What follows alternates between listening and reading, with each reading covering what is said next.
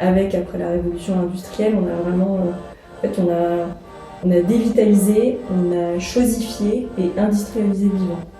Et donc aujourd'hui, ce n'est pas un être avec lequel cohabiter, c'est une chose.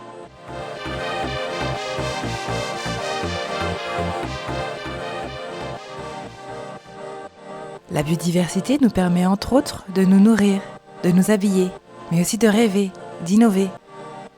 L'être humain en tant qu'espèce ne peut pas survivre sans la biodiversité. Pourtant, on est en train de scier la branche sur laquelle on est assis. Avec Floriane Waflard, on va parler de biodiversité, de sa différence avec le climat et de l'importance de se reconnecter au vivant. Il y a urgence et en même temps, c'est un cheminement personnel et cela prend du temps. L'important est d'y aller à son rythme, petit pas par petit pas. Floriane est accompagnatrice et évaluatrice du changement. Il repose sa pratique sur 3 piliers, social, environnemental et humain. PS. La biodiversité est partout autour de nous. Peu importe d'où vous écoutez cet épisode, je vous invite à regarder autour de vous et à vous demander ce qui pourrait provenir de la biodiversité. Vous écoutez Chemin Vert. Bonne écoute!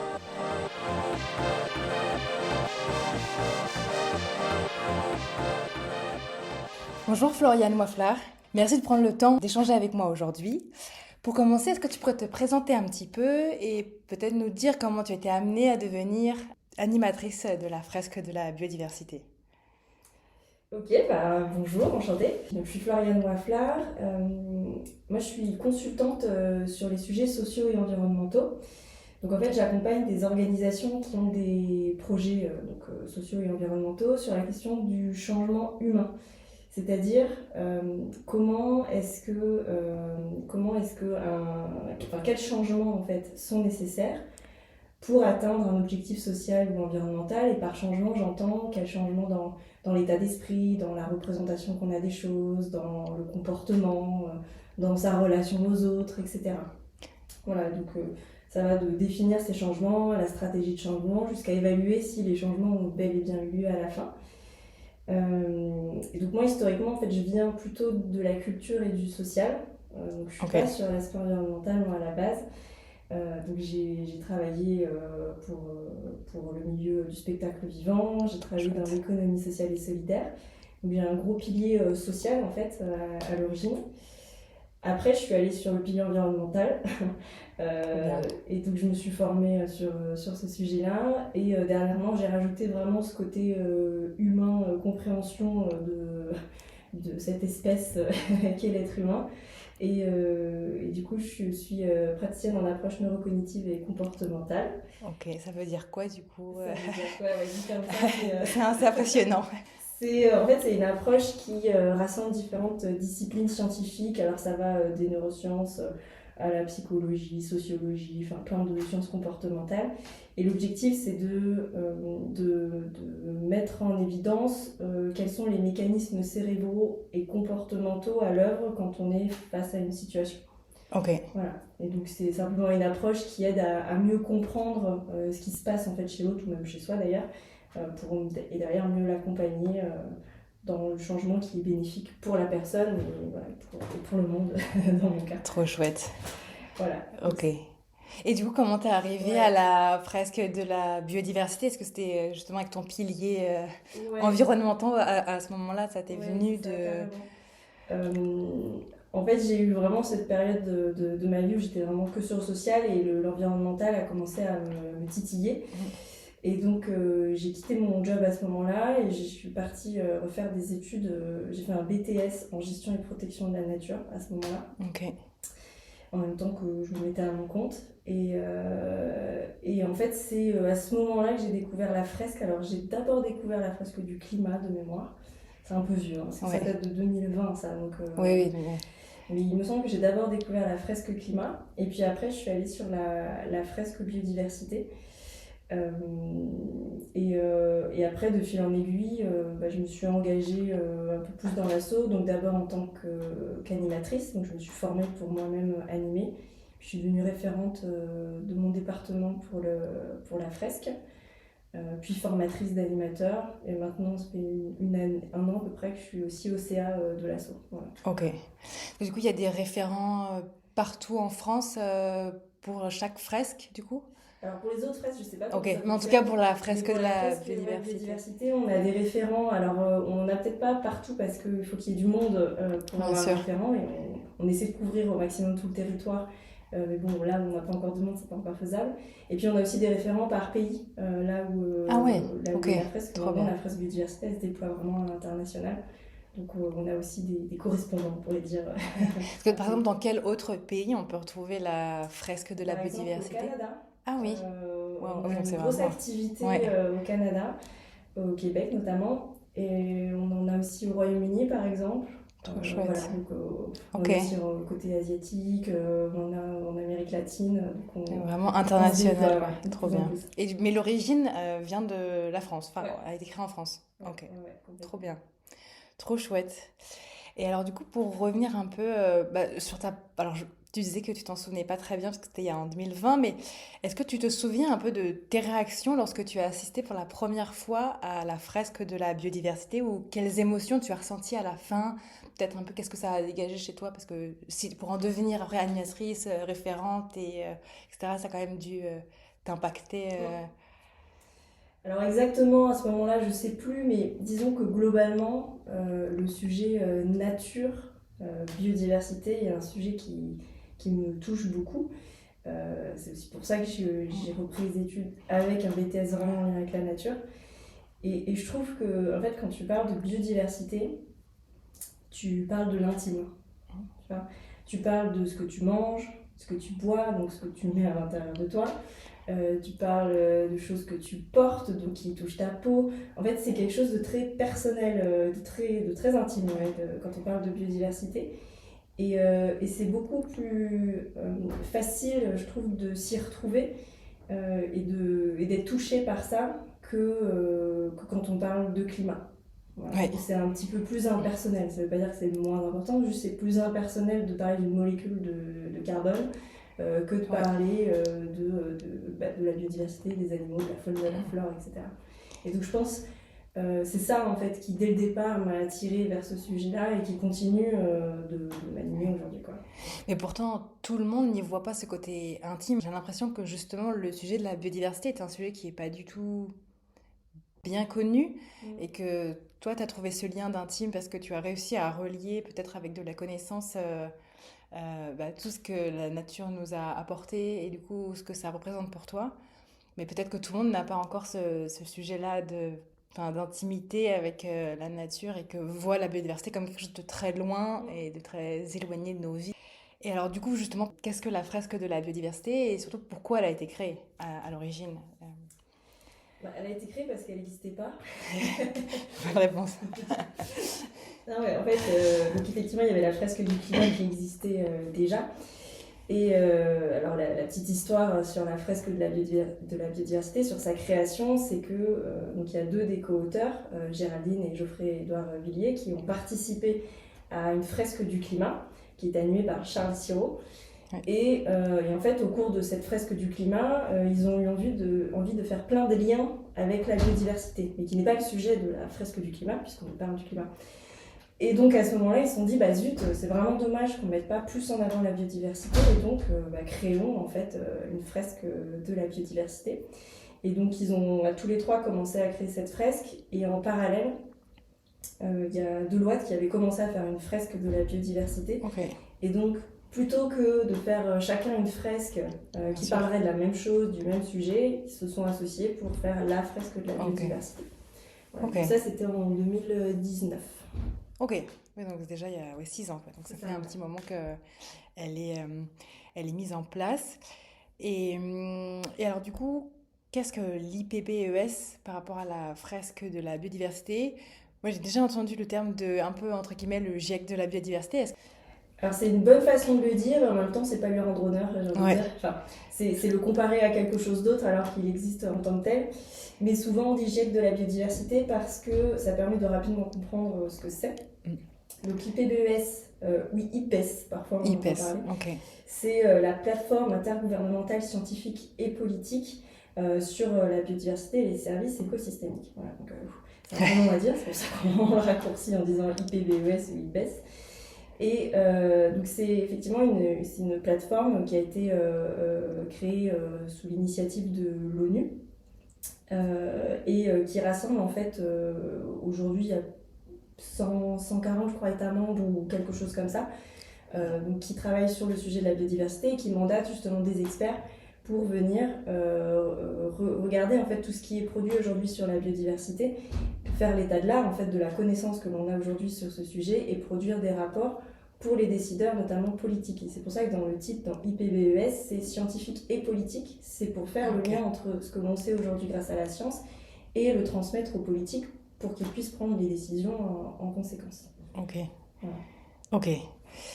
Trop chouette. Et juste par curiosité, est-ce que toi tu as l'impression que les politiques justement prennent des décisions en conséquence de ces rapports? Parce que je crois que le dernier date de 2019, si je me trompe C'est pas. pas le dernier, si c'est pas le premier, c'est vraiment un des premiers. Ok, c'est l'inverse, donc c'est ok. Ouais. Il y en a eu d'autres depuis. Le rapport de 2019, et c'est d'ailleurs sur celui-ci qui est fondé la fresque de la biodiversité, une vulgarisation du rapport de 2019. Et depuis, il y en a eu d'autres. Il y en a eu sur les espèces exotiques envahissantes, il y en a eu sur l'utilisation des espèces sauvages, il y en a eu un en lien avec le GIEC, justement, sur les relations entre biodiversité et changement climatique. Voilà, donc il y a eu de la production depuis. Et alors, est-ce que les politiques prennent les décisions? C'est la grande question. Ouais, c'est la grande question. Les politiques en France, à l'étranger, à quel niveau? Enfin, je pense qu'il y a plusieurs regards possibles là-dessus. En France, on voit qu'il y a quand même des avancées petit à petit sur certains sujets, mais qu'on est loin encore d'atteindre les objectifs. Est-ce qu'on a vraiment les ambitions qu'il faut par rapport à ça? Je ne sais pas. Est-ce que c'est simplement une question de temps et que petit à petit on va y arriver? Je l'espère. En tout cas, aujourd'hui, pour pour limiter cette érosion de la biodiversité, effectivement, il y a des mesures importantes et urgentes à prendre qui, pour l'instant, ne sont pas là. Ok. Qu'est-ce que la biodiversité déjà? Pour qu'on comprenne un peu après la suite des échanges. La biodiversité, c'est le vivant en fait. C'est le vivant, et donc quand on parle de biodiversité, on va autant parler de toute la richesse des espèces qu'il peut y avoir. Sachant qu'aujourd'hui on en connaît seulement 2 millions, mais qu'on estime qu'il y en aurait plutôt 10, 12 millions, il y a même des estimations à 20 millions, bon, on ne sait pas puisqu'on ne les connaît pas, mais en tout cas les projections sont plutôt, on va dire, autour de 10-12 millions. Donc c'est la richesse de toutes ces espèces qu'on connaît et qu'on ne connaît pas. C'est ensuite tous les individus qu'il y a au sein d'une espèce. C'est-à-dire que si j'ai plein d'espèces, mais qu'il n'y a qu'un représentant de chaque espèce, est-ce qu'on peut parler de diversité, de biodiversité? Je ne sais pas. A priori, il faut quand même plusieurs individus dans une seule espèce. Après, la biodiversité, c'est aussi toute la diversité génétique, c'est-à-dire ce qui fait que toi et moi, on est de la même espèce, et pourtant on ne se ressemble pas, qu'on est tous différents, qu'on a tous un génome qui est à nous. Et puis, il y a aussi toute la complexité des interactions entre ces différents individus, et puis entre les milieux en fait, dans lesquels ils vivent, donc les écosystèmes qui sont composés de ces espèces et d'éléments physico-chimiques, température, puis les minéraux, etc. Enfin, voilà. Donc c'est vraiment tout ça en fait, qui constitue la biodiversité. Donc c'est complexe, en fait. C'est complexe.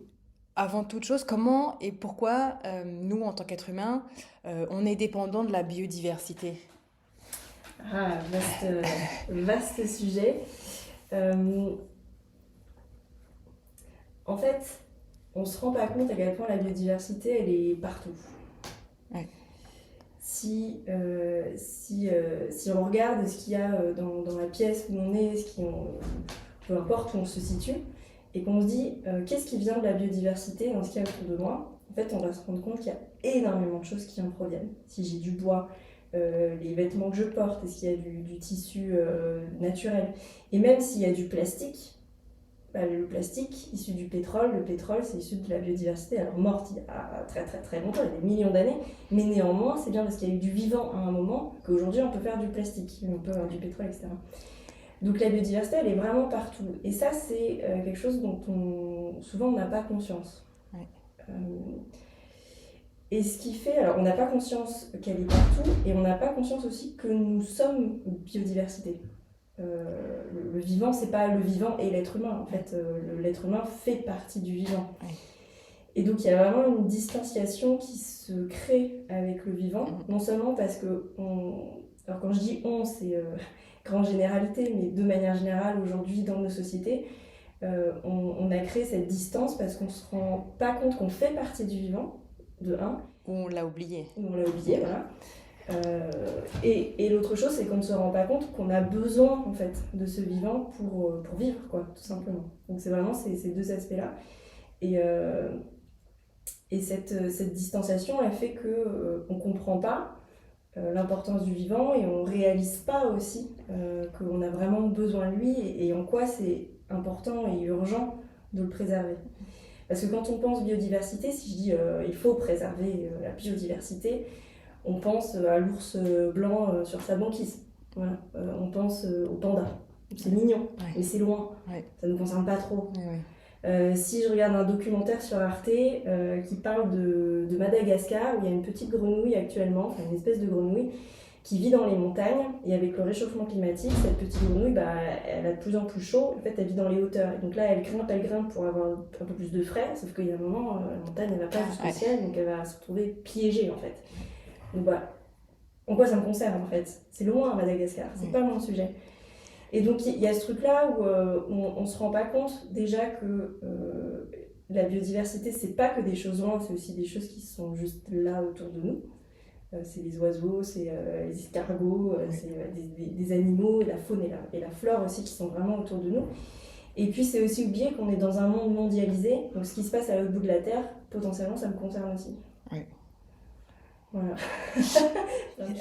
Ah oui, mais c'est passionnant, hein, ça montre aussi effectivement, comme tu disais, hein, rien que là dans cette pièce, il y a des fleurs, il y a aussi, on en parlait lors de la fresque de la biodiversité, mais par rapport aux services écosystémiques rendus par la nature, il y a aussi les services culturels et par exemple toute la peinture qui est liée à des tas de scènes de nature ou même juste enfin, tous les matériaux viennent aussi de la biodiversité ou même le tourisme, c'est dû aussi, enfin, c'est parce qu'on a une nature magnifique que le tourisme est permis. Enfin, il y a des tas de choses dont on ne se rend pas compte. On a l'impression que c'est peut-être l'homme qui l'a créé et au final, c'était presque préexistant à nous et on se l'est approprié d'une certaine manière aussi.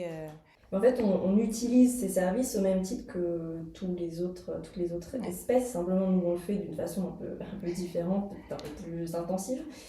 Mais effectivement, c'est juste ce que tu dis, c'est que ces services écosystémiques, alors c'est un mot un peu barbare, mais finalement, c'est juste pour dire que la biodiversité, la nature, si on veut le dire de façon simple, nous permet un certain nombre de choses. Et comme je disais au début, elle permet de nous nourrir, elle nous permet de nous habiller, mais elle permet aussi de rêver, elle permet de s'évader, elle permet d'imaginer, elle permet d'innover aussi avec tout le biomimétisme. Donc c'est vraiment cette idée que si on n'a plus de biodiversité, en fait, on n'a plus grand chose autour de nous. Si on fait vraiment ce travail de dire qu'est-ce qui vient de la biodiversité autour de moi et dans mon quotidien, dans ma vie, etc., en fait, il n'y a plus grand chose. Et est-ce que tu penses qu'on pourrait survivre sans la biodiversité? Bah non, parce qu'on est biodiversité. Donc, en fait, éroder la biodiversité, et aujourd'hui, le fait que l'humain a un impact fort sur l'érosion de la biodiversité, c'est un consensus scientifique, et notamment l'IPBES le met en avant. Le fait d'éroder cette biodiversité, c'est scier la branche sur laquelle on est assis. Parce qu'en fait, on fait partie de la biodiversité. Et alors ça, c'est un truc qui n'est pas facile à comprendre, à conceptualiser, même à accepter. Mais à partir du moment où on dit qu'on érode la biodiversité et où on comprend qu'on fait partie de la biodiversité, ça veut dire qu'on se met en danger nous-mêmes, en fait. Ouais. Et c'est ça que ça veut dire. C'est faux. Et justement, tu en parles très bien et ça fait juste transition pour ma prochaine question. Donc on voit là toutes nos activités humaines, telles que la pêche, l'agriculture, l'industrie, le transport et tant d'autres, ont besoin donc, de la biodiversité pour exister, pour être mise en place. Mais comment nous, en tant qu'êtres humains, on impacte cette biodiversité? Pourquoi est-ce problématique? Parce qu'on pourrait se dire, si c'est disponible, on peut l'utiliser. À quel moment, en fait, notre impact devient problématique pour la biodiversité, justement? J'ai un super exemple. Trop bien. C'est l'exemple du café. Ok. Cet exemple, il est pas mal parce que le café, c'est un produit de consommation de tous les jours. En tout cas, il y a beaucoup de sociétés où on boit du café et c'est un produit du quotidien et c'est même parfois un produit indispensable pour certaines personnes. Le matin, je me réveille, je bois du café parce qu'il faut que j'arrive à émerger. Dans la journée, ça me permet de me rebooster. Puis il y a aussi un côté social. Viens, on va boire un petit café, ou je fais une pause café avec des collègues. Donc, le café, c'est quelque chose d'important dans nos vies de manière générale. Le café, aujourd'hui, il y a, j'ai trouvé la stat, il n'y a pas longtemps, il y a plus de 2 milliards de tasses de café bues chaque jour dans le monde. Waouh, c'est énorme. C'est énorme. Le café, il tombe pas du ciel. Le café, pour avoir du café dans ma tasse, il faut des grains de café. Pour des grains de café, il faut un arbre qui s'appelle le caféier. Ok. Et donc, pour répondre à cette telle demande de café, qui n'est pas en diminution, clairement, il faut planter des caféiers. Et il faut planter beaucoup de caféiers. Donc, dans les pays qui produisent du café, notamment Brésil et Colombie, il y en a aussi ailleurs, mais Brésil et Colombie, c'est 2 gros producteurs de café. Donc, il va y avoir des immenses plantations de caféiers. Le caféier, il faut savoir que c'est une plante, c'est un arbre qui a besoin de beaucoup d'eau, déjà. Donc ça veut dire que si j'ai des grandes cultures de caféiers, il va falloir qu'ils puisent de l'eau, ou soit je les arrose, soit qu'ils puisent de l'eau. Donc on sait qu'aujourd'hui, la question de l'eau, c'est un vrai sujet. Donc potentiellement, ça participe à l'épuisement d'une ressource qui est vitale. C'est la première chose. On sait aussi aujourd'hui que les plantations de caféiers, ça participe, au même titre que d'autres pratiques agricoles, ça participe à la déforestation dans ces pays. Parce qu'on doit du coup déforester pour pouvoir planter toutes ces cultures de café. On déforeste pour planter ces caféiers, ces caféiers. Et la déforestation, alors quand on parle de déforestation dans ces pays-là, souvent ça se fait par brûlis, c'est-à-dire qu'on brûle en fait la parcelle de forêt. Donc tout le carbone qui était stocké dans les troncs, les branches, etc., paf, ça part en fumée. Donc on perd ce stock de carbone qui s'en va dans l'atmosphère. Et on perd aussi la capacité de stockage, puisque les arbres ne sont plus là pour... en gros, on a perdu l'entrepôt et le stock de l'entrepôt. Quoi. Parce que du coup, petit aparté, pour ceux qui ne savent pas, les arbres sont des puits de carbone énormes. Et du coup, c'est ce qui nous permet aussi d'avoir plus ou moins un air respirable et pas complètement saturé de carbone. C'est ça. En tout cas, il contribue à... Voilà. C'est un puits de carbone, comme tu dis, donc il contribue à capter le CO2 de l'atmosphère. Okay. Donc si on enlève des arbres, forcément, on enlève un petit bout du poumon de la planète. Quoi. Une petite amputation au poumon. Donc ça, les grandes plantations de caféiers participent à ça. Donc déforestation égale contribution au dérèglement climatique. Ça veut aussi dire perte de biodiversité nette. La forêt, c'est un habitat, et surtout dans ces pays-là qui sont des forêts très très riches en biodiversité. Si je coupe les arbres et qu'il n'y a plus rien, enfin que je plante des caféiers, toute la faune et la flore qui étaient adaptées à la forêt qui était là avant, elle ne pourra plus être là. Donc il y a une vraie perte de biodiversité à chaque fois qu'il y a la déforestation. Donc caféier, on a parlé de l'eau, on a parlé de déforestation. On peut aussi parler des engrais et des pesticides. Voilà. Les engrais et les pesticides, on le sait aujourd'hui, ça pollue les sols, c'est dommageable pour la santé humaine et en premier lieu pour les agriculteurs qui les mettent sur leurs champs ou sur leurs plantations. Et on sait aussi que les engrais participent également au réchauffement climatique. Ok. Voilà, donc on voit là déjà que... ça fait beaucoup. Ça fait beaucoup. Alors planter un caféier, il n'y a pas de problème. C'est planter énormément de caféiers qui commence à soulever un petit peu toutes ces questions-là. Et c'est aussi parce qu'il y a une forte demande que potentiellement il y a de la déforestation. S'il n'y avait pas plus de demande, on se contente de ce qu'on a et ça suffit. Donc ça, c'est les premiers points et c'est pas fini. C'est un super exemple. Parce qu'il faut savoir qu'il y a plus d'une centaine d'espèces de caféiers. 120 ou 130, je ne sais plus. Et en fait, on n'en utilise que 2 pour produire des grains de café qui seront utilisés derrière. Et les 2, c'est l'arabica et le robusta. Bien sûr. Voilà, qui sont a priori connus. Les plus connus. Alors, il y en a d'autres qui peuvent être un peu utilisés, mais c'est vraiment les deux principales espèces. Et donc ces deux espèces, elles sont cultivées, il y a des plantations en monoculture. Donc, monoculture, ça veut dire que c'est en fait le même individu répliqué. Ce sont des clones qui sont plantés à l'infini sur la plantation. Ok. Et donc qui dit monoculture dit manque de diversité génétique, puisqu'en fait j'ai exactement le même patrimoine génétique dans tous les individus sur ma plantation.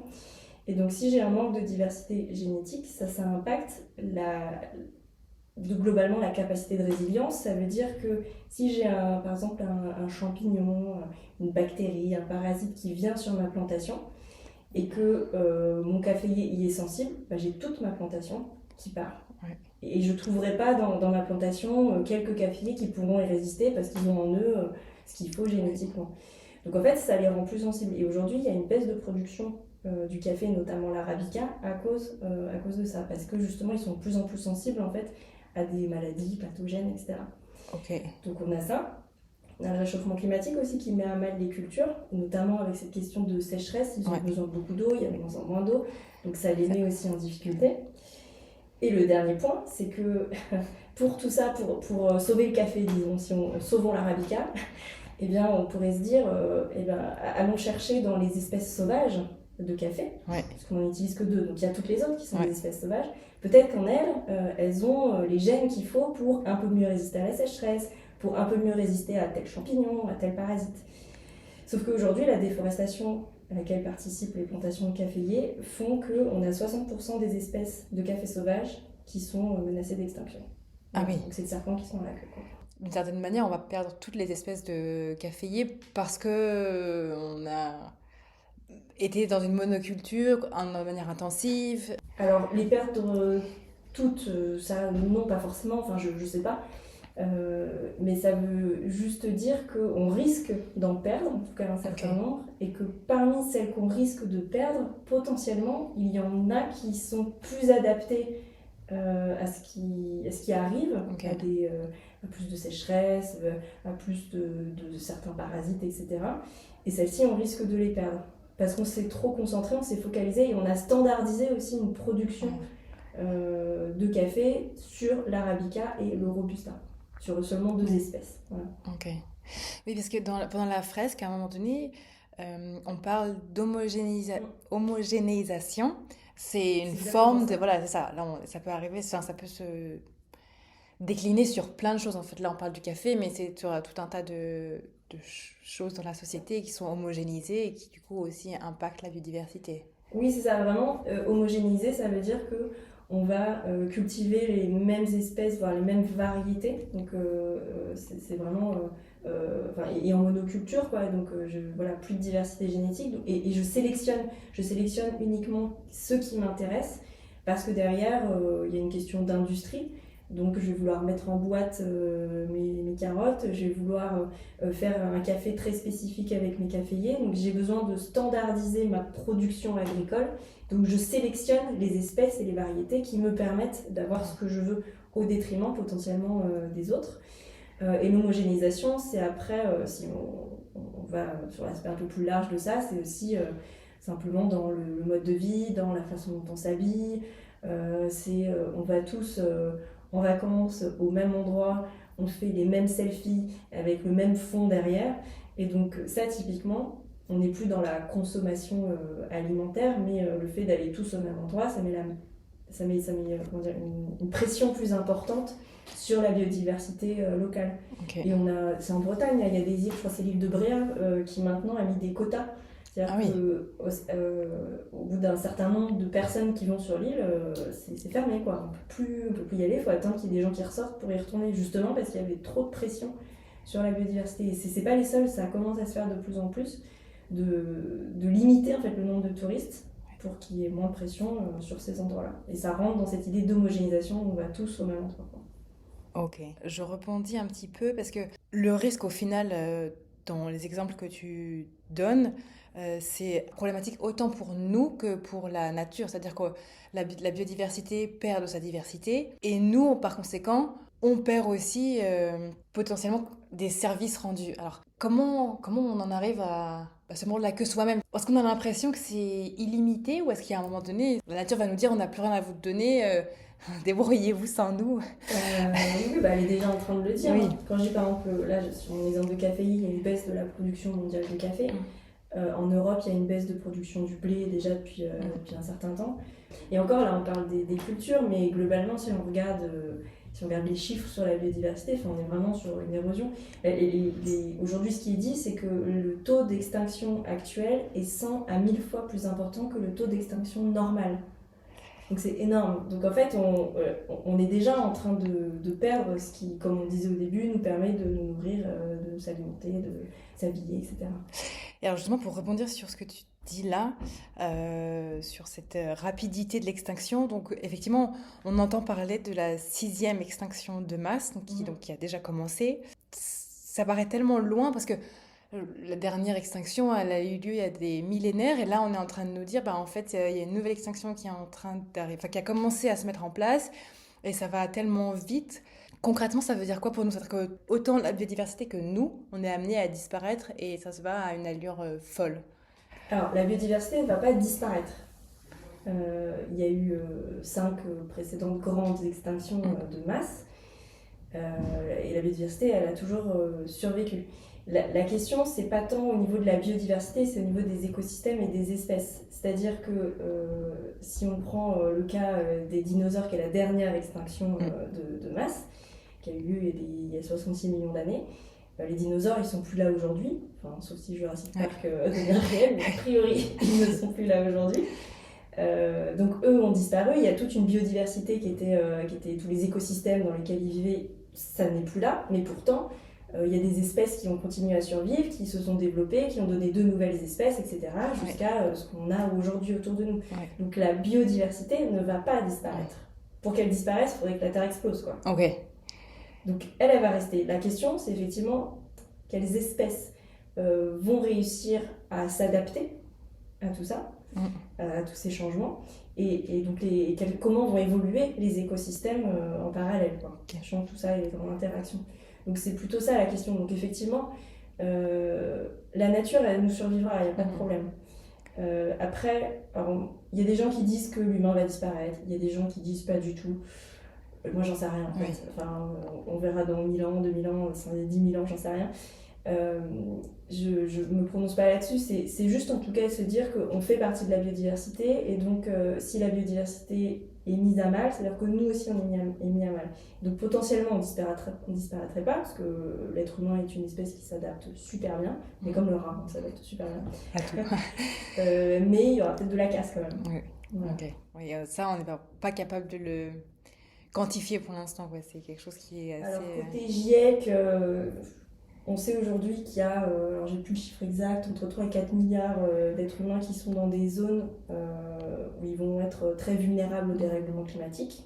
Voilà. C'est quand même beaucoup. C'est beaucoup, donc ça c'est le GIEC, là, ça ne prend pas en compte l'aspect biodiversité.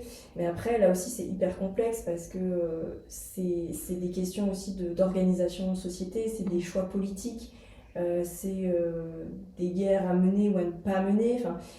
Donc je pense que c'est à modéliser, c'est hyper compliqué en fait. On sait juste que ça va être difficile, qu'il y aura sûrement de la casse. Après à quel point, comment, etc., ça je suis pas sûre. En tout cas, j'ai jamais rien lu qui permettait de dire, qui donnait un chiffre là-dessus. Ouais. Quoi.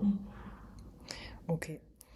Et alors, donc là, on le comprend bien, l'érosion de la biodiversité due aux activités humaines est donc un enjeu préoccupant. Il y a 5 pressions qui pèsent sur la biodiversité, et je vais surtout les citer dans l'ordre de leurs impacts. On a d'abord la destruction des habitats, la surexploitation des ressources naturelles, le changement climatique, la pollution et les espèces exotiques envahissantes. On voit dans cet ordre que le changement climatique est, entre guillemets, seulement la 3e cause d'érosion de la biodiversité, après donc la destruction des habitats et la surexploitation des ressources naturelles, qui à elles deux correspondent à plus de 50% ou environ 50% des causes d'érosion dues aux activités humaines.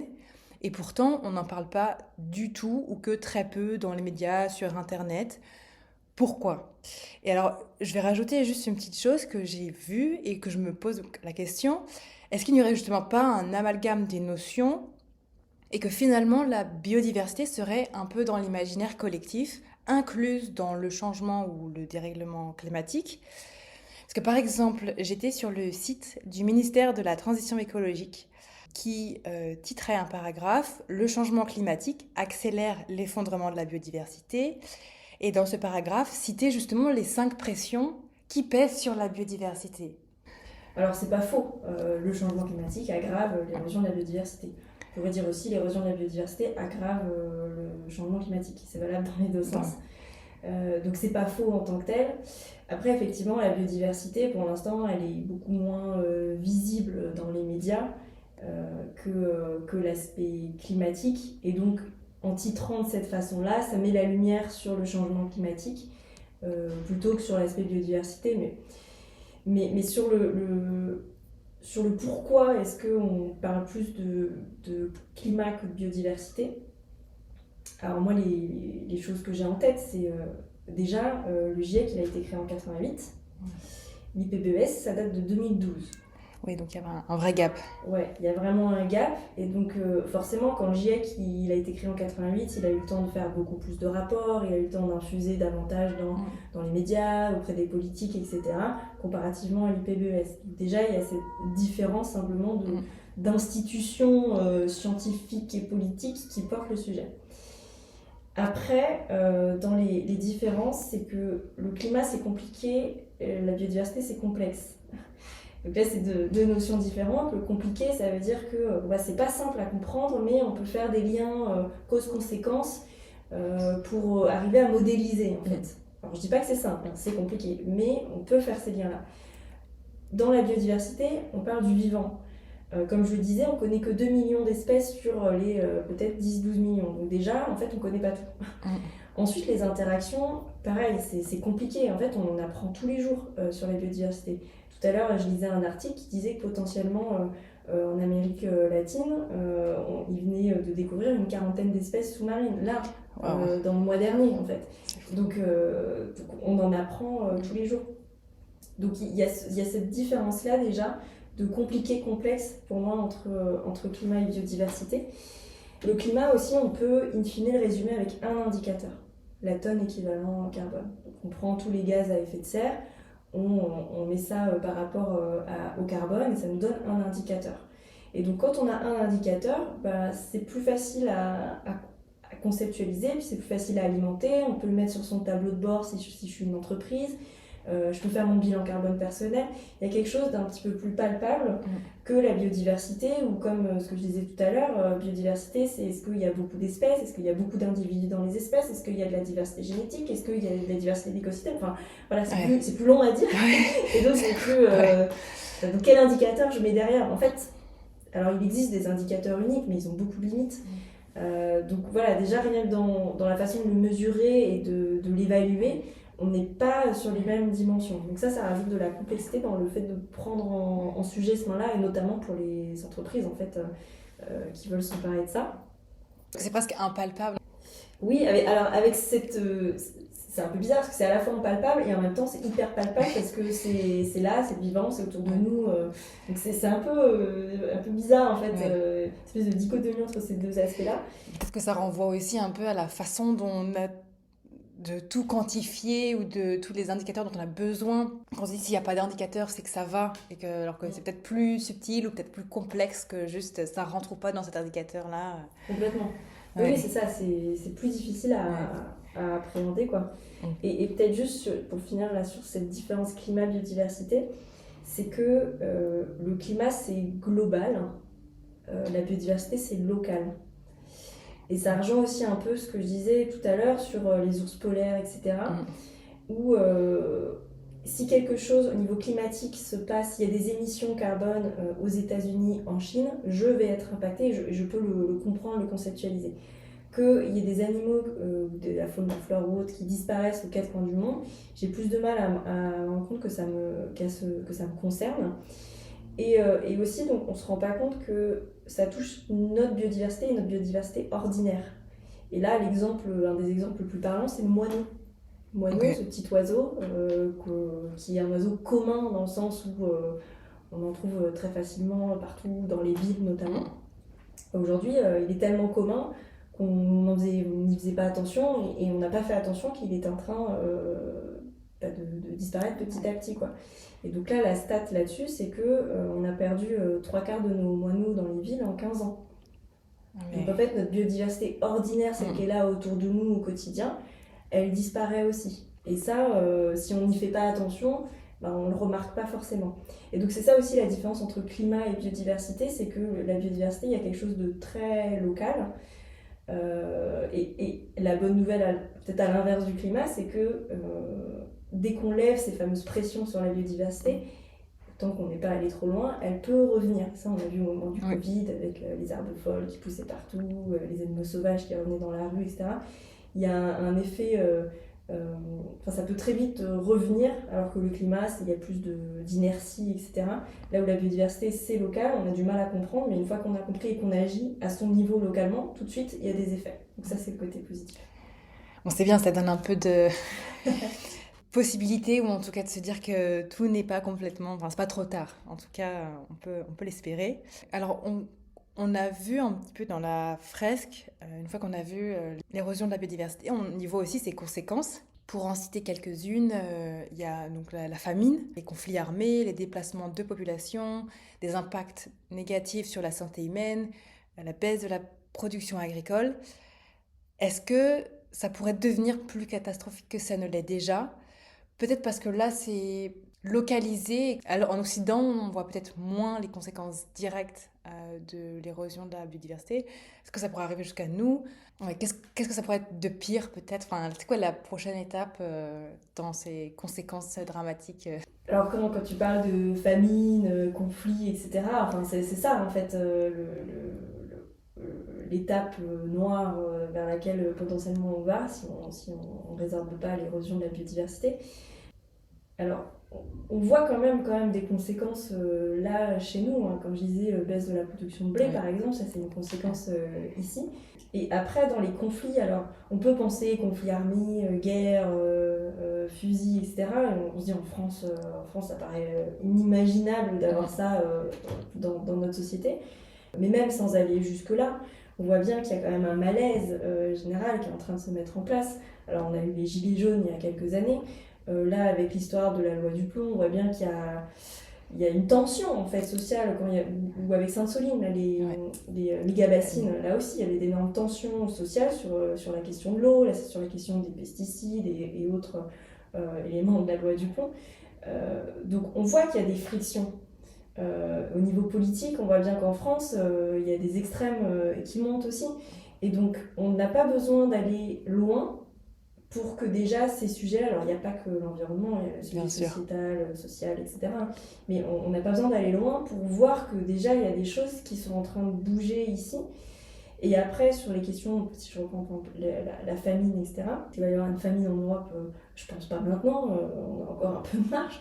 Néanmoins, on peut avoir de plus en plus de difficultés à s'approvisionner.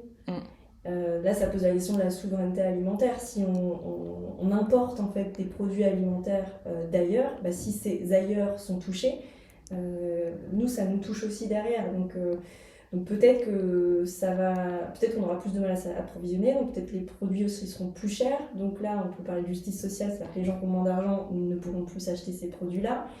Peut-être qu'on n'y aura plus du tout accès. Donc sans parler de famine, qui serait vraiment le truc ultime, il peut déjà y avoir des conséquences quand même dans pas si longtemps que ça, là, dans les 5, 10, 20 ans à venir, quoi. Mais restons positifs. Oui.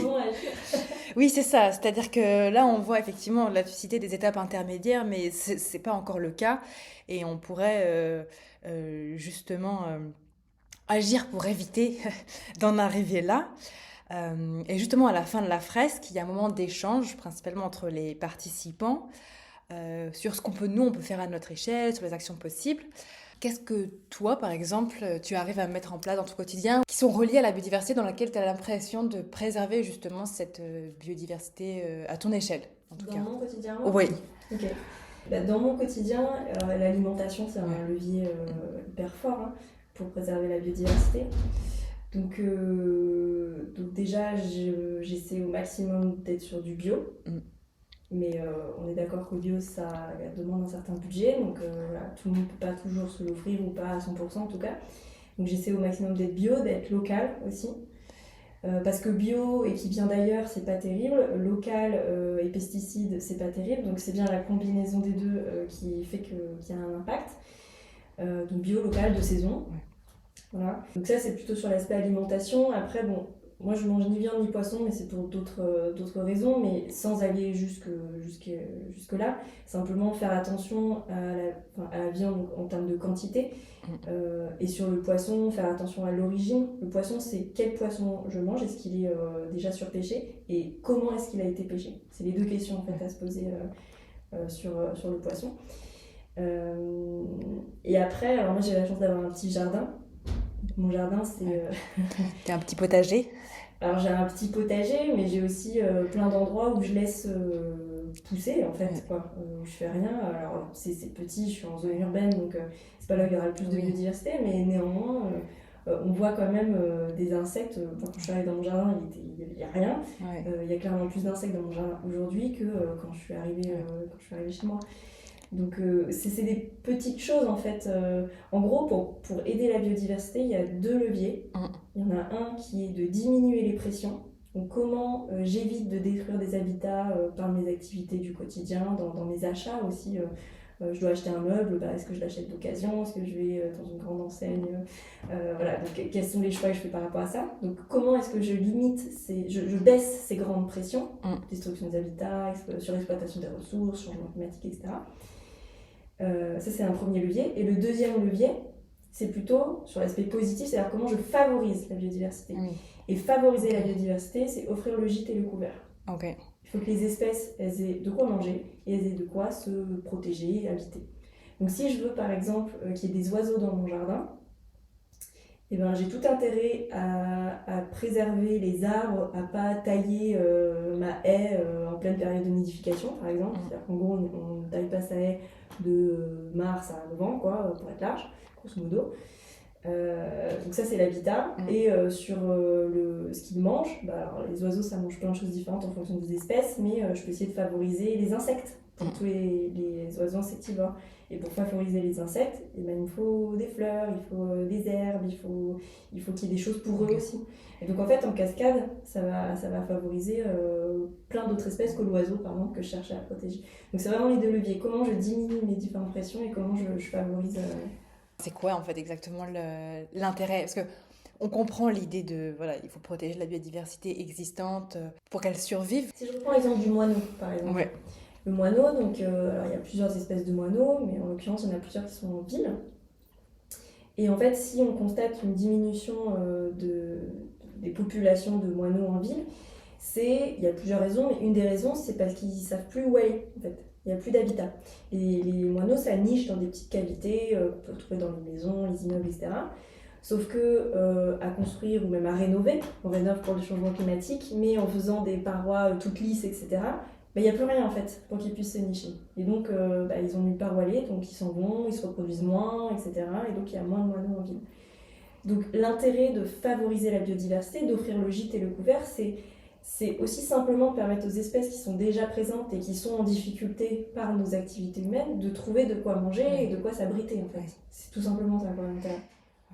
Oui, parce que du coup, au final, rien que par l'urbanisation, on leur a enlevé énormément d'habitat, et donc peut-être qu'ils savent plus où aller, justement là où tu faisais référence aux moineaux, et du coup, effectivement, leur redonner un peu de la place et de quoi habiter en fait avec cette biodiversité. C'est ça, c'est le bon mot que tu utilises, cohabiter en fait. Et c'est quelque chose qu'on ne sait plus trop faire. Alors, il y a des gens qui savent très bien le faire, sans faire de généralité, mais effectivement, quand j'ai un jardin, je peux dire c'est mon jardin à moi, et uniquement à moi, et donc je veux qu'il soit exactement comme ci, comme ça. Et en fait, il y a plein d'autres espèces sur ce jardin. Alors, ils ne payent pas sa taxe foncière, ils ne payent pas de loyer. Voilà. Ils habitent là. Mais ils habitent quand même là. Et donc, est-ce que je fais le choix de cohabiter avec eux? Et si la réponse est oui, et c'est le meilleur choix pour préserver la biodiversité, du coup, je dois aussi m'adapter à un minimum à leurs besoins. Oui, parce qu'au final, souvent, en fait, ce qui revient toujours, c'est l'être humain se sent un peu supérieur aux autres espèces et finit par dire, c'est comme tu disais, c'est mon jardin, donc j'en fais ce que je veux et je veux pas de ces espèces-là qu'elles aillent voir ailleurs. Mais ça, c'est lié vraiment aussi à notre rapport à la nature. Et on pourrait remonter loin, tu regardes le Moyen-Âge, tu regardes le siècle des Lumières, il y a déjà beaucoup de choses sur le rapport à la nature et cette distanciation justement qui se crée. Et en fait, après la révolution industrielle, on a vraiment, en fait, on a dévitalisé, on a chosifié et industrialisé le vivant. Oui. Et donc aujourd'hui, ce n'est pas un être avec lequel cohabiter, c'est une chose. Voilà. Oui. Donc c'est ça aussi qui crée cette difficulté à se remettre dedans. Oui, on se l'est approprié, effectivement. Et alors, est-ce que tu penses que justement, il y a une responsabilité individuelle de la préservation de la biodiversité et ou collective, justement ? Les deux. Les deux, sachant que individuel, on ne peut pas tout mettre sur les individus. Bien sûr. On ne peut pas... les politiques, le monde économique ne peut pas se dédouaner en disant c'est aux individus, c'est aux consommateurs, c'est aux citoyens de faire les bons choix.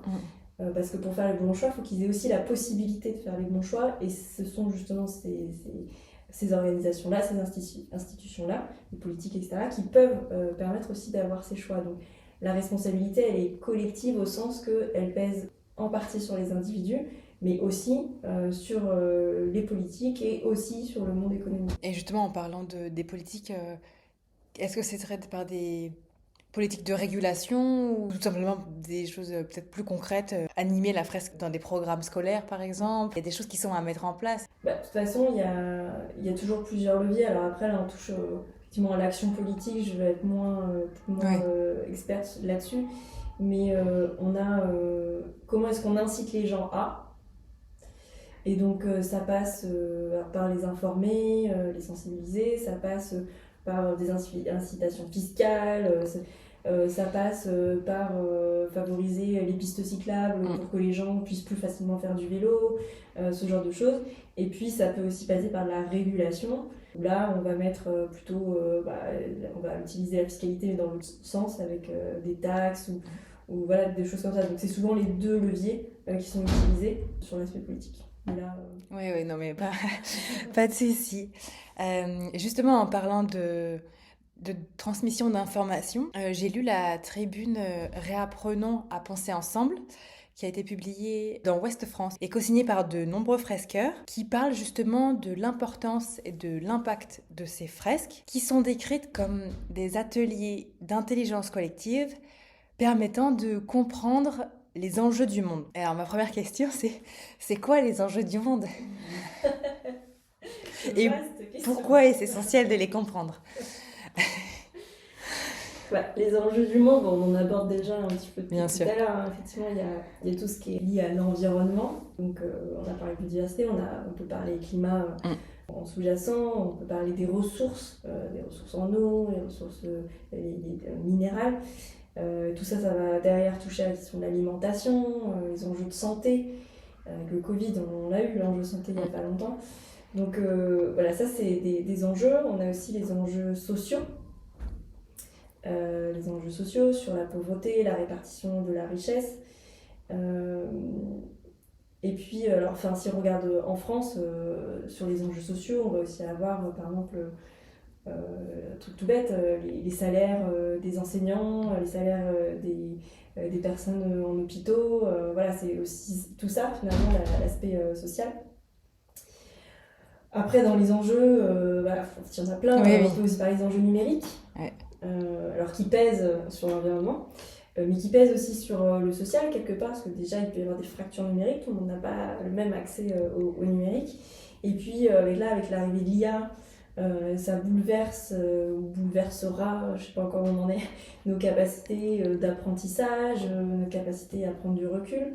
Quand on voit ChatGPT, tout ce que ça fait, ou en tout cas la façon dont c'est utilisé, notamment par les plus jeunes aujourd'hui, qui découvrent ça et qui naissent avec ça, parce que maintenant, ça pose quand même pas mal de questions. Mais le numérique, c'est aussi les réseaux sociaux avec toutes les fake news qui peuvent circuler dessus. Et justement, je rebondis juste sur l'IA. Pour toi, c'est quoi le risque? C'est qu'on n'arrive plus à penser par nous-mêmes, que ça aille trop loin? Parce que c'est vrai que c'est impressionnant, en fait, les capacités de ChatGPT. Qu'on lui demande de faire, est-ce qu'elle le fait en un temps record? Parce que nous, on ferait en peut-être des heures ou Ouais. des jours. Et là, ça tombe presque du ciel, du coup. C'est vrai que Bah, c'est c'est ça. tentant. Ah bah c'est très très tentant. Moi la première, hein, c'est pas le sujet, mais en fait c'est juste que pour moi le risque que j'y vois, c'est simplement que cette IA, enfin les IA de manière générale, elles sont là pour nous aider. Mm. Elles sont pas là pour nous remplacer. Parce que, en tout cas aujourd'hui, peut-être dans 100 ans, 1000 ans, ce sera différent, mais en tout cas aujourd'hui, une IA, ChatGPT ou autre, n'ont pas les capacités intellectuelles de prise de recul et d'imagination d'un être humain. Mm. Et donc, si à la moindre question que j'ai, à la moindre activité cérébrale que j'ai à faire, je délègue ça en fait à une IA, en fait, je n'entraîne pas mon cerveau à penser. Ouais. Je n'entraîne pas mon cerveau à réfléchir. Et donc, le jour où il y a une coupure d'électricité et que j'ai une décision à prendre, ben, je ne sais pas quoi faire. Et c'est quand même, surtout par rapport aux enjeux là, environnementaux, sociaux, etc., qui sont à venir, avoir une capacité à réfléchir, ça paraît quand même assez essentiel, une capacité à réfléchir, à rêver, à imaginer de nouveaux futurs. C'est absolument capital. Et donc, cette IA, elle est là, comme je disais, pour aider, mais si elle nous enlève ces capacités-là, en fait, ça devient un danger. Donc, c'est là où il faut trouver le bon équilibre. Ouais, pour éviter de devenir dépendant, justement. Ouais, c'est ça. Ok. Ouais. Et donc, du coup, pour revenir un petit peu sur cette tribune, pourquoi, du coup, justement, c'est essentiel pour nous de comprendre ces enjeux-là?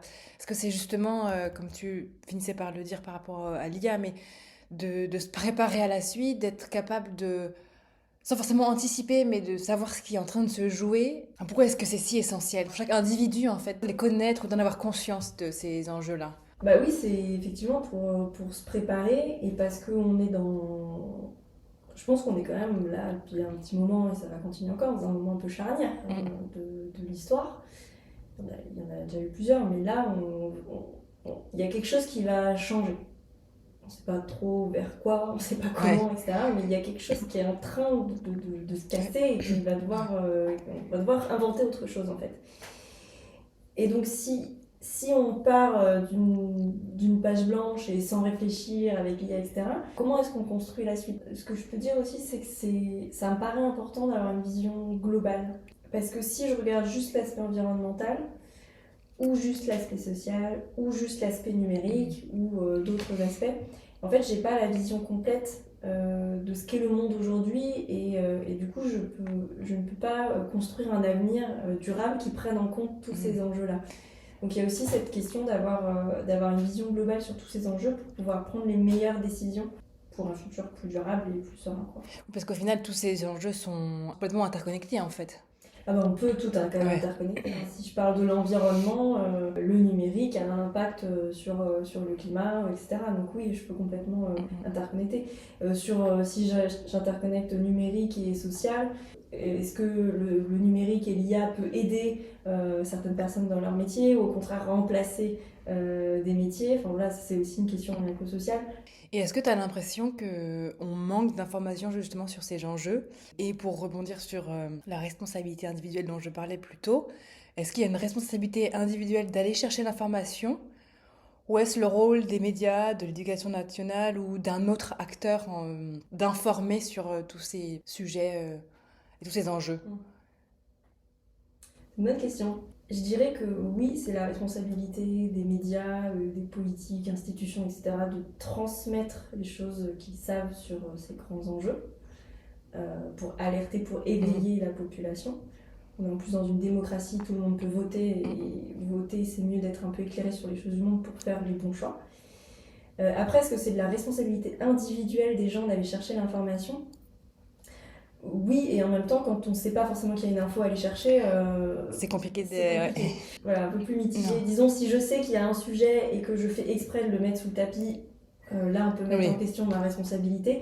Mais si je sais même pas ou pas vraiment qu'il y a un sujet, bon bah là, c'est justement en fait aux médias et autres de m'apporter cette information. Les médias, ou la plupart des médias en tout cas, sont des entreprises privées. Comment croire 100% ce qui est dit, sans forcément renier en disant c'est faux ce qu'ils racontent, mais du coup c'est un peu biaisé. Bah là, justement, c'est de l'esprit critique. Hein. On en revient à Ouais. un truc sur l'IA. Où effectivement, c'est comment je conserve ma capacité d'esprit critique et de prise de recul. Et que quand j'ai une information qui m'est donnée quelque part, que je vérifie quelle est sa source, si elle est reprise ou pas par les autres. Il y a des sites aujourd'hui de fact-checking pour vérifier si ouais. Okay. genre, je les ai plus en tête, mais ça existe. Oui, mais je regarderai. Et voilà, ça peut être des petites astuces pour vérifier qu'une info est vraie ou pas. Quel est le site, quel est l'auteur, quelle est la réputation entre guillemets de l'auteur, quel est son pédigré. Si j'ai une info scientifique qui est donnée, est-ce que c'est vraiment un scientifique et du domaine, c'est-à-dire que si j'ai un sociologue qui me donne un chiffre sur le climat, c'est un scientifique certes, mais pas tout à fait du même domaine. Donc c'est tout ça en fait, et ça c'est de l'esprit critique, quoi. Complètement. Ok. Et justement, on a besoin d'informations si on veut bien s'engager dans cette transition écologique, sociale en cours et ou à venir. Parce que tu disais un petit peu, on est un peu dedans et c'est un moment un peu charnière. Moi, par exemple, j'avais justement l'impression, à titre personnel, que c'est aussi ce que je disais tout à l'heure, une des raisons pour lesquelles je lance ce podcast, c'est de manière de créer du lien, chercher de l'information, transmettre. Est-ce que pour toi, l'information, c'est la clé du pouvoir d'action, ou du moins son socle? Et est-ce que, justement, pour boucler sur les fresques, est-ce que ces fresques répondent à cette exigence un peu de partage d'informations et de socle pour pouvoir d'action, etc., par la suite? Alors, est-ce que le savoir, c'est le socle pour ensuite agir? Je suis pas sûre. Ok. C'est un des piliers sur lesquels on peut s'appuyer. Effectivement, une fois que je sais, je peux changer. Mais ça ne suffit pas. Et parfois, je pense qu'on n'est pas toujours obligé de savoir pour changer. C'est-à-dire, je m'explique. Alors, sur la partie, il y a deux choses. Je sais, mais ça ne suffit pas pour changer. Ça, on le voit bien, je sais que le tabac est mauvais, pour autant, j'arrête pas de fumer. Bon. Parce qu'il y a d'autres mécanismes, justement, cérébraux qui se mettent en place, une forme de déni, etc., pour se protéger de cette information de « je suis en train de me tuer moi-même ». Et donc, on n'arrête pas et on ne change pas. Donc, il n'y a pas de bascule cognitive, en fait. Il y a le savoir, mais il n'y a pas la bascule cognitive qui fait que, ok, je vais vraiment essayer de changer. Donc ça, c'est la première chose. Et après, quand je dis, je ne suis pas forcément sûre qu'on soit obligé de savoir pour changer, dans le sens où le changement, il intervient aussi juste parce que je vois les autres changer autour de moi. Ouais. Parce que j'ai une incitation financière à. Parce que je vois un intérêt à le faire. Voilà. Ça peut être un intérêt très court terme, très individuel, mais je vois un intérêt à le faire.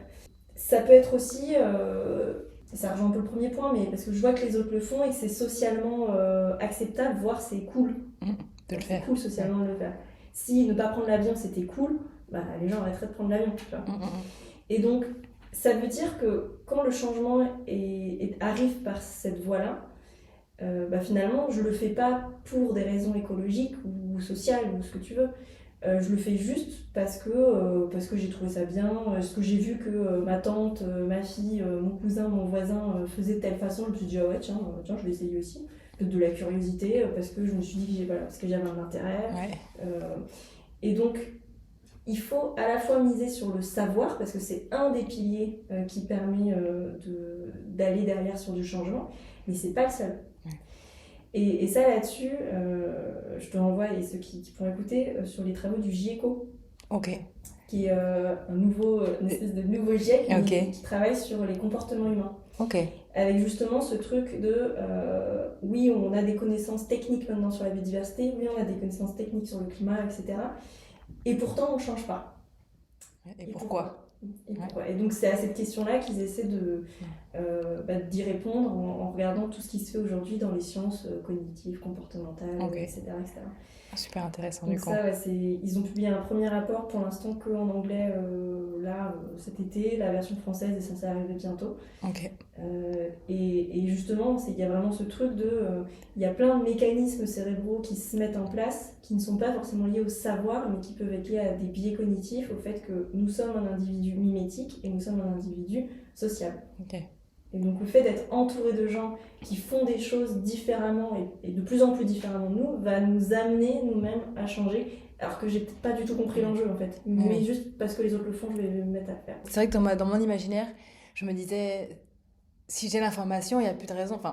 Mais effectivement, on le voit pour le climat et comme tu disais pour le tabac à juste titre. Enfin, il y a plein de choses qu'on sait et pourtant on ne se change pas. Et c'est vrai qu'on ne fait pas toujours le lien et c'est important de rappeler que l'information du coup ne suffit pas. Ouais, et pour faire le lien, enfin, pour répondre à la question que tu posais aussi sur est-ce que la fresque répond à ça, bah, la fresque, elle apporte des connaissances. Ouais. Donc c'est déjà un élément de base. Mais s'il n'y avait que ça, bah, suivez un MOOC sur la biodiversité et vous avez appris la même chose, quoi. Peut-être même plus, parce que vous aurez plus d'informations, vous pourrez aller lire des PDF à côté, etc. Donc c'est pas tant sur l'apport de connaissances, même si c'est important, mais le point fort de ce type d'atelier des fresques, c'est d'être ensemble. Justement, de jouer sur ce côté collectif, où on va créer un espace d'échange, où les gens peuvent interagir entre eux. Et ça peut générer deux choses. Soit je me retrouve avec des gens qui ont des opinions complètement différentes des miennes, et donc je découvre de nouvelles façons de penser, d'autres points de vue, et donc ça aiguise mon esprit critique, justement. Soit si je me retrouve dans un groupe où il y a plutôt une homogénéité sur les opinions, on est plutôt tous d'accord pour dire qu'il faut préserver le vivant, etc. Là, ça peut avoir comme effet de me conforter, ou de me réconforter même, de me dire je suis pas tout seul, je suis pas toute seule à vivre ça, à avoir ces pensées-là, et donc ça peut me booster aussi, pour continuer mon action. Donc ça peut jouer sur ces deux leviers-là. Donc voilà, c'est pas tant sur la connaissance, même si ça joue dessus, que sur l'espace d'échange et le collectif que ça crée. C'est exactement le sujet de ma prochaine question, où je me suis rendu compte que depuis que j'ai fait un shift, enfin en tout cas qui s'est créé dans ma façon de penser et de voir le monde, donc que j'ai entamé un peu cette transition écologique et sociale, je commence à ressentir comme un fossé avec mon entourage et peut-être juste des personnes avec qui je peux discuter de ces sujets-là, avec lesquelles je me sens complètement alignée dans le mode de vie que j'essaie de mettre en place. Est-ce que toi aussi, à un moment donné dans ton cheminement, tu as ressenti ça, peut-être une forme de solitude? Ouais, le basculement, alors l'alignement avec moi-même, ça j'ai pas trop vécu de shift parce qu'effectivement j'ai toujours été dans un milieu plutôt engagé. Alors c'était certes social au début, maintenant ça a évolué, ça comprend l'environnement. Donc j'ai pas eu ce shift avec moi-même, mais par contre ce que tu disais dans le fait de dialoguer avec des personnes et se rendre compte qu'on vit pas sur la même planète, ça oui, et encore aujourd'hui avec des gens, mon entourage, etc. Voilà, enfin, c'est toujours compliqué. Donc, soit tu rentres dans une logique de vouloir expliquer les choses et convaincre, ce qui va te coûter de l'énergie, mais ce qui peut permettre d'embarquer certaines personnes. Ouais. Soit il y a aussi un moment où se préserver. En fait, il y a un juste équilibre à trouver entre transmettre et convaincre, et puis aussi se préserver soi, parce qu'on ne peut pas porter le monde entier, en fait.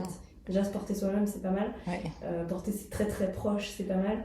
Et donc, voilà, moi je mets juste une limite là-dessus, sur le fait que justement, il y a des gens que tu n'arriveras jamais à convaincre, en fait. Ouais.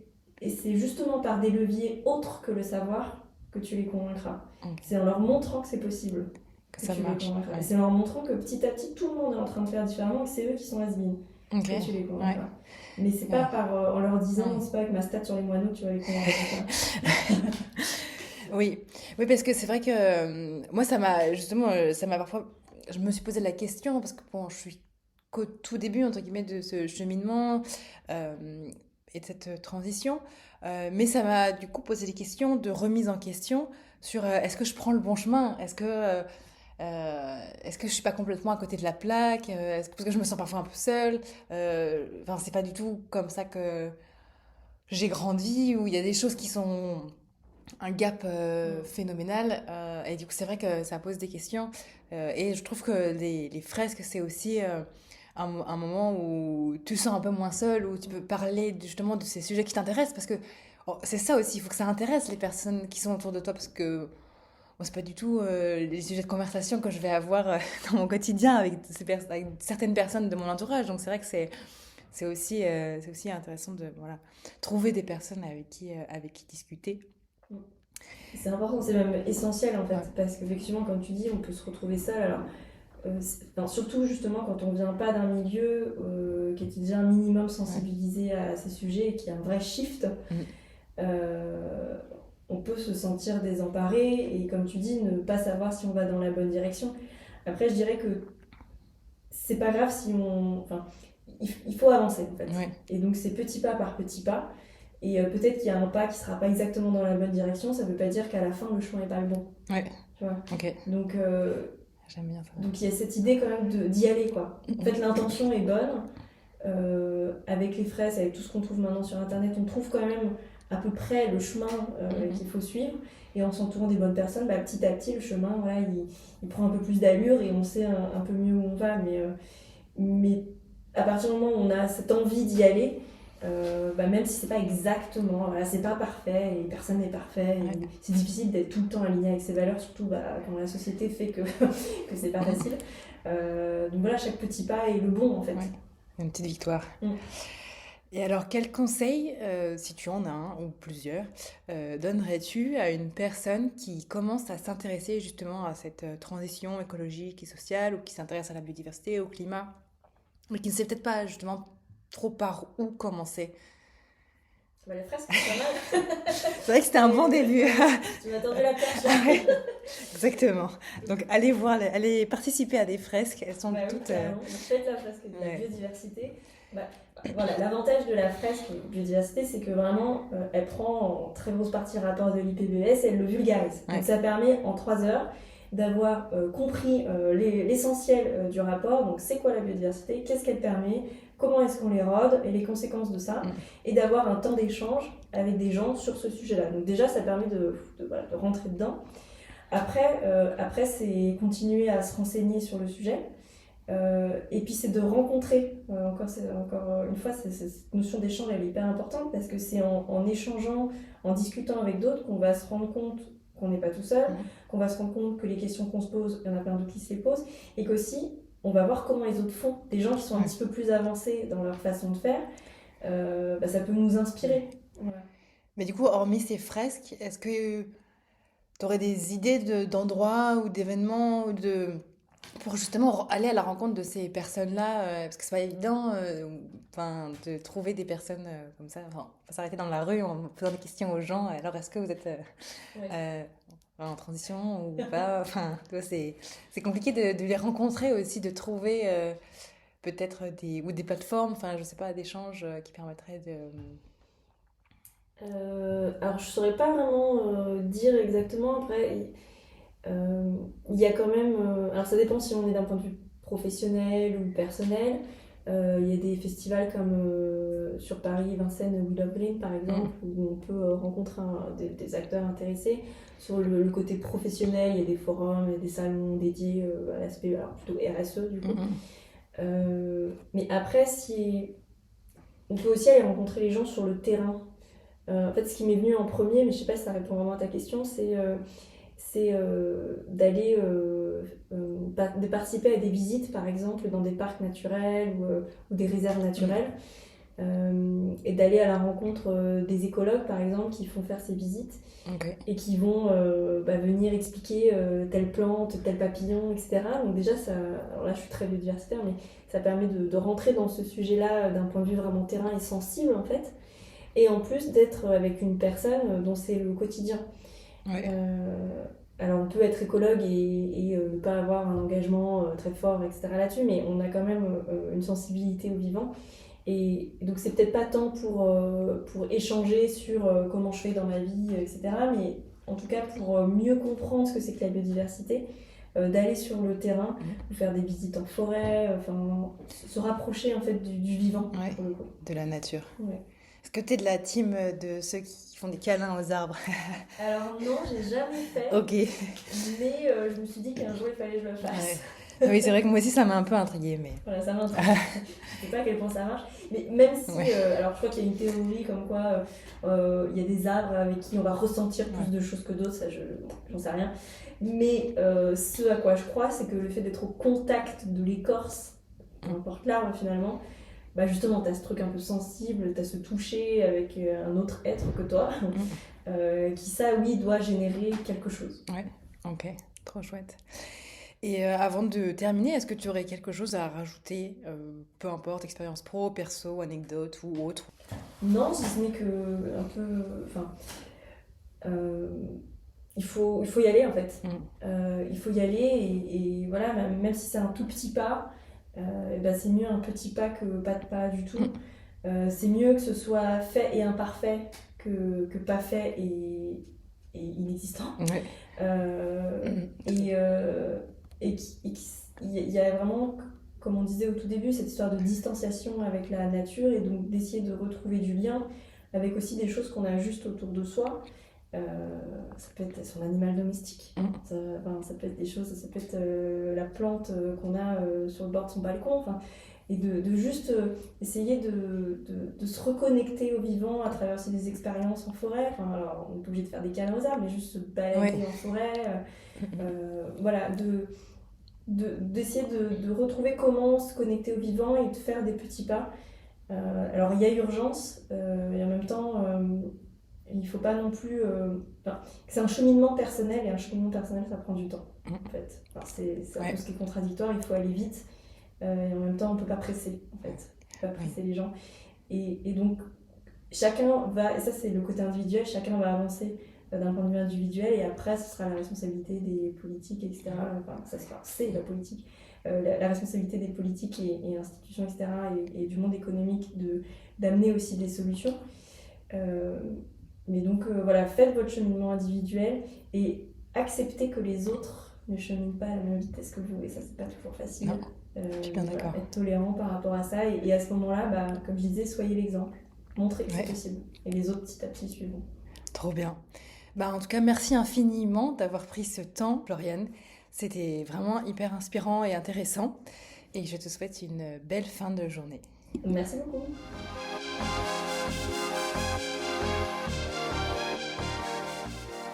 Merci d'avoir pris le temps d'écouter cet épisode. J'espère que cet échange vous a plu et qu'il vous a nourri de l'intérieur.